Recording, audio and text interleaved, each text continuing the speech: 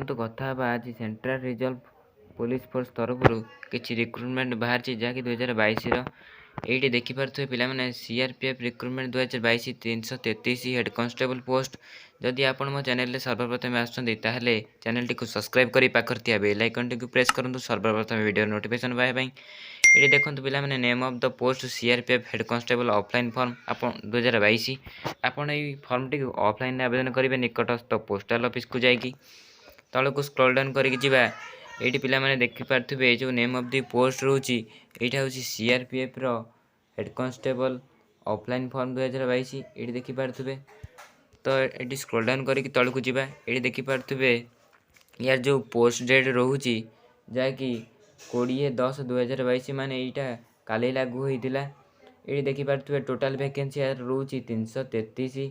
Brief information central reserve police force माने CRPF has published notification for the recruitment of head constable। यहाँ हूँ sports quota vacancy ये देखिपे आपण मैंने यहाँ हूँ स्पोर्ट्स कोटा वैकेंसी। तल को स्क्रॉल डाउन कर central reserve police force head constable vacancy 2022 यहाँ आप www.freejobalert.com जाकि आपड़ यार फुल डिटेल्स पाइपर। तल को देखा ये देखो पे for general EWS OBC candidate पे यार जो फीटा लगुच यहाँ हूँ 100 टଙ୍କା रोचे। For SC ST female candidates पे रोचे यहाँ नील माने एकदम फ्री रोची। तल को जा यहाँ पेमेंट मोड रोचे इंडियन पोस्टाल ऑर्डर माने इंडियन पोस्टाल निजर निकटस्थ पोस्टाल ऑफिस को जाई आप मनी ऑर्डर माध्यम पे करेंगे से आप ऑनलाइन फॉर्म अप्लाई करेंगे।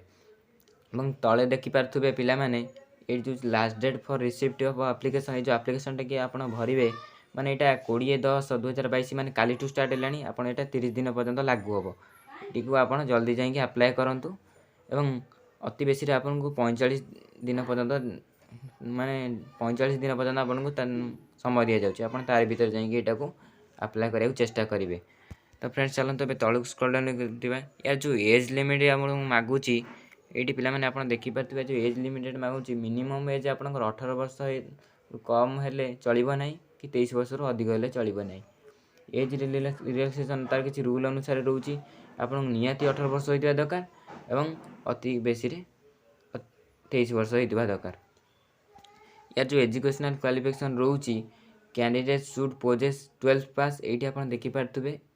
या जो एजुकेशनल क्वालिफिकेशन रोची 12 पास रोची यहाँ उभय ये जो हेड कांस्टेबल पोस्ट रोची उभय मेल कैंडिडेट एवं फीमेल कैंडिडेट में रोची। ये टोटाल वैकेंसी रोची हेड कांस्टेबल जो मेल कैंडिडेट पे रोची 257 टी पोस्ट रोची एवं फीमेल कैंडिडेट पे जो हेड कांस्टेबल पोस्ट रोची 65 पोस्ट से 333 टी पोस्ट कहीदे। जदि आप किसी नोटिफिकेशन जानापी चाहते ताने यही लिंक टी को जो www.freejobalert.com जाकि आप नोटिफिकेशन डाउनलोड कर भलसे पढ़ी पारे। तो फ्रेंड्स जदि चैनल आप नुआ आते चैनल टी सब्सक्राइब करी पाखर बेल आइकन टी प्रेस करूँ सर्वप्रथम वीडियो नोटिफिकेशन पाइबा। जय जगन्नाथ।